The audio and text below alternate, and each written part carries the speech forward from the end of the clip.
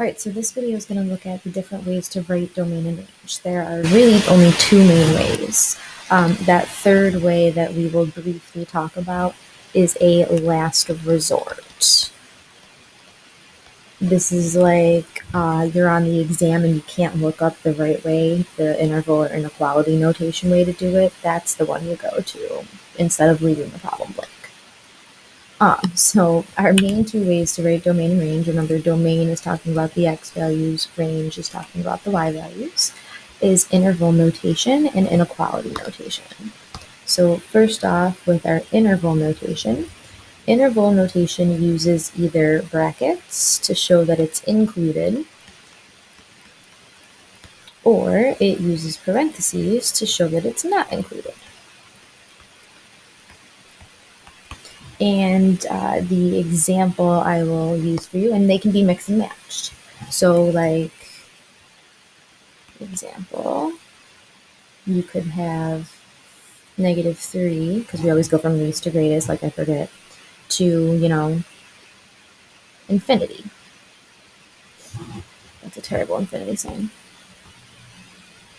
The -3 is included because that's a point that we can plot, whereas the infinity is not included because that's not a point on a graph that we can plot. We don't know exactly where infinity is. We'll have to write something about that. So yeah, let's make a note of that over in the corner really quick. That when using, and you can use either positive or negative infinity, it's always parentheses. Infinity can't be included. Okay, so then the second way, when we're looking at writing domain and range, is inequality notation. And inequality notation, as simple as it sounds, uses inequalities.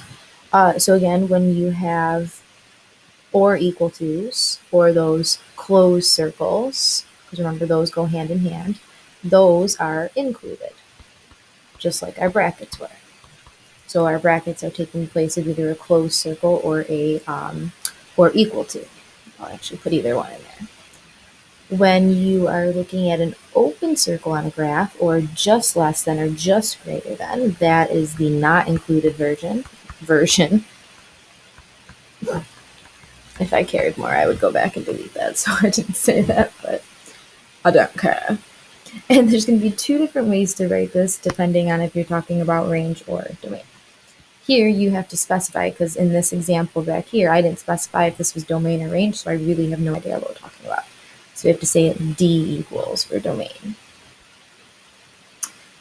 So when you're talking about inequality notation, let's use that example again.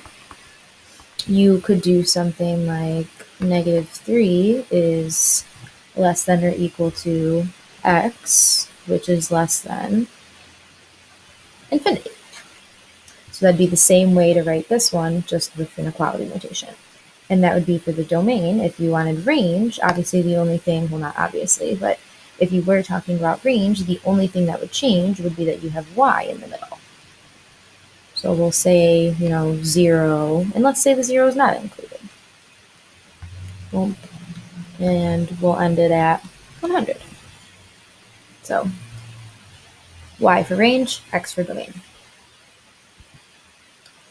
And then last but not least, this one that I have crossed off here that isn't really something we want to do. Like I said, last resort, it's instead of taking 0 points, you just write a sentence. And in that sentence, just say something along the lines of, the x values exist from -3 through to infinity. Yeah, mentioning about something that, the -3 is included.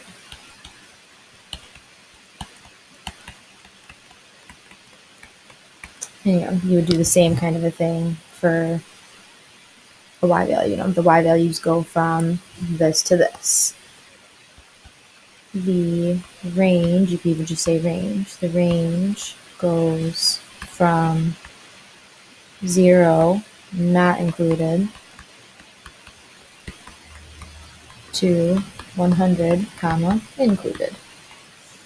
Again, last resort, not something we really want to be focused on. You really would get, you won't, it's not guaranteed that you're going to get full credit if you use a variable description, but you will get full credit if you use integral or inequality notation.